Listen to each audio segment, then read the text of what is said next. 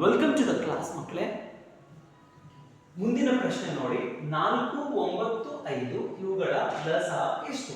ಇವುಗಳ ಲಸ ಕೇಳ್ತಿದ್ದಾರೆ. ಈ ಬ್ರಾಕೆಟ್ ನಲ್ಲಿ ಏನು ಕೊಟ್ಟಿದ್ದಾರೆ? ನಿಯಮ ಬಳಸಿ. ಓಕೆ, ನಿಯಮ ಬಳಸಿ ಹೇಳಿ ಅಂತ ಹೇಳ್ತಾರೆ. ಮೊದಲು ಕೊಟ್ಟಿರುವಂತಹ ಸಂಖ್ಯೆಗಳನ್ನ ಅಬ್ಸರ್ವ್ ಮಾಡಿ ಮಕ್ಕಳೇ.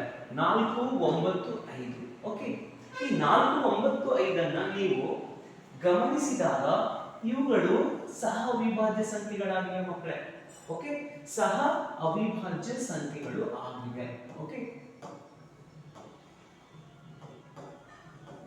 ಸಹ ಅವಿಭಾಜ್ಯ ಸಂಖ್ಯೆಗಳು ಹಾಗಂದ್ರೆ ಏನು ಅಂತಂದ್ರೆ, ಈ ಎಲ್ಲಾ ಸಂಖ್ಯೆಗಳ ಅಂದ್ರೆ 4, 9, 5 ಈ ಸಂಖ್ಯೆಗಳ ಸಾಮಾನ್ಯ ಅಪವರ್ತನ 1 ಮಾತ್ರ ಆಗಿದೆ.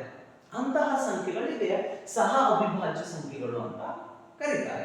ಓಕೆ, 4, 9, 5 ಈ ಸಂಖ್ಯೆಗಳ ಸಾಮಾನ್ಯ ಅಪವರ್ತನ 1 ಮಾತ್ರ. ಓಕೆ, ಹೀಗಾಗಿ ಇವುಗಳನ್ನ ಸಹ ಅವಿಭಾಜ್ಯ ಸಂಖ್ಯೆಗಳು ಕೇಳ್ತಿದ್ದಾರೆ. ಈಗ ಅಂದ್ರೆ ನಾವು ಸಹ ಅವಿಭಾಜ್ಯ ಸಂಖ್ಯೆಗಳ ಲಸವನ್ನ ಕಂಡುಹಿಡಿಯಬೇಕು. ಸಹ ಅವಿಭಾಜ್ಯ ಸಂಖ್ಯೆಗಳ ಲಸ ಏನಾಗಿರುತ್ತೆ ಅಂದ್ರೆ ಮಕ್ಕಳೇ, ಸಹ ಅವಿಭಾಜ್ಯ ಸಂಖ್ಯೆಗಳ ಲಸ ಏನಾಗಿರುತ್ತೆ ಅಂದ್ರೆ, ಸಹ ಅವಿಭಾಜ್ಯ ಸಂಖ್ಯೆಗಳ ಲಸ ಅವುಗಳ ಗುಣಲಬ್ಧವೇ ಆಗಿರುತ್ತೆ ಮಕ್ಕಳೇ. ಓಕೆ, ಅವುಗಳ ಗುಣಲಬ್ಧವೇ ಆಗಿರುತ್ತೆ ಅಂದ್ರೆ ಕೊಟ್ಟಿರುವಂತಹ ಸಹ ಅವಿಭಾಜ್ಯ ಸಂಖ್ಯೆಗಳ ಗುಣಲಬ್ಧ.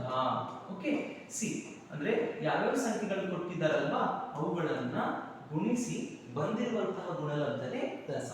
ಹೀಗಾಗಿ 4 ಗುಣಿಲೆ 9 ಗುಣಿಲೆ 5. ಓಕೆ ನೋಡಿ, 4 5 20, 29 180. ಓಕೆ, ಇವುಗಳ ಲಸ ಎಷ್ಟಾಗಿರುತ್ತೆ ಮಕ್ಕಳೇ? 180. ಯಾವ ಆಪ್ಷನ್ ಇದೆ? Option A 36, option B 45, option C 160, option D 180.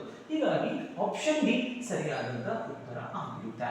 ಸಹ ಅವಿಭಾಜ್ಯ ಸಂಖ್ಯೆಗಳ ಲಸ ಆ ಸಹ ಅವಿಭಾಜ್ಯ ಸಂಖ್ಯೆಗಳ ಗುಣಲಬ್ಧವೇ ಆಗಿರುತ್ತೆ. ಓಕೆ, ಹೀಗಾಗಿ ಅವುಗಳ ಗುಣಲಬ್ಧ ಮಾಡಿದ್ರೆ ಲಸನೇ ಸಿಗುತ್ತೆ. ಓಕೆ, ಅರ್ಥ ಆಗಿದೆಯಲ್ವಾ?